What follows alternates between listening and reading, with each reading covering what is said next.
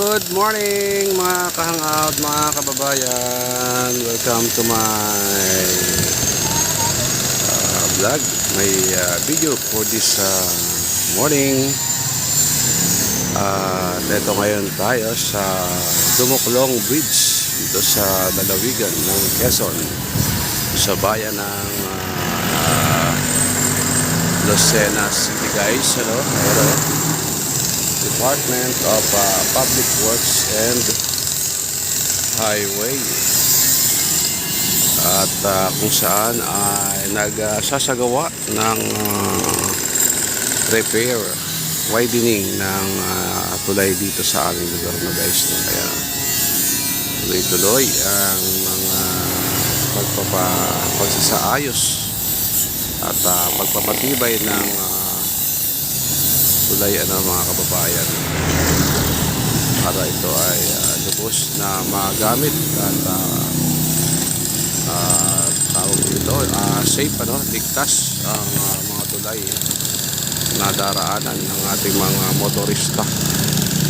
Para sa ating kaalaman, mga kababayan, ang Dumuklong Bridge ay patungong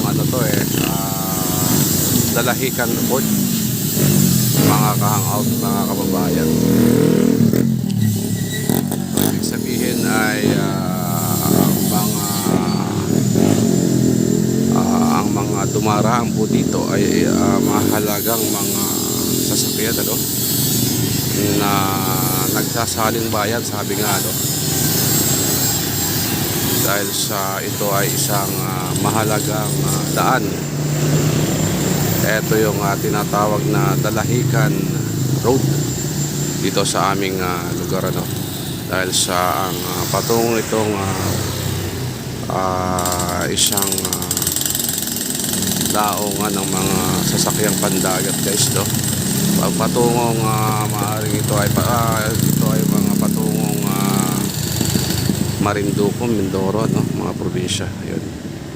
So ito ay kinakailangan ng isang pagsasaayos ng isang mahalagang tulay. Ito nga yung Dalahican, ito yung tinatawag na Dumuklong Bridge, yan, guys,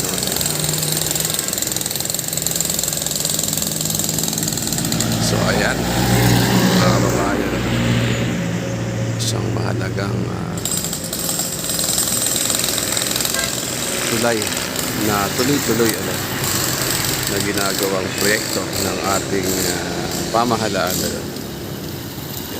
Build better, more. Build better, more, guys. Yan. Mapapansin natin na walang tigil ang pagdaan ng mga sasakyan dito. Palabas at papasok ng patungong Dalahican Port, guys, Ito kasi ay ilog yan, guys, yung bahagi ng isang uri ng tubig, ilog, guys. Okay.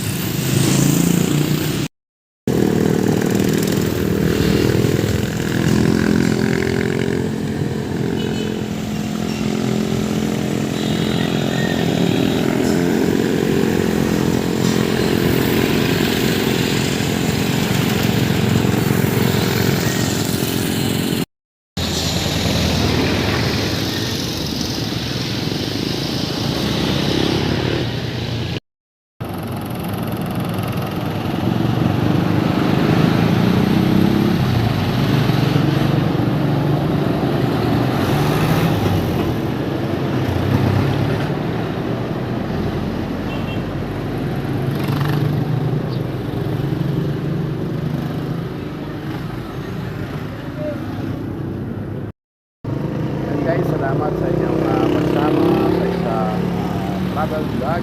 At ito nga, pinakita natin isang tulay dito sa aming lalawigan ng Quezon. Yung tuloy-tuloy nilang pagsasaayos ng tulay dito sa tinatawag na Dalahican Road patungong Lucena Port. Guys, maraming salamat sa inyong ano, sa aking muling vlog, no? Like and share and subscribe lang po sa aking channel mga kapatid. Bye po.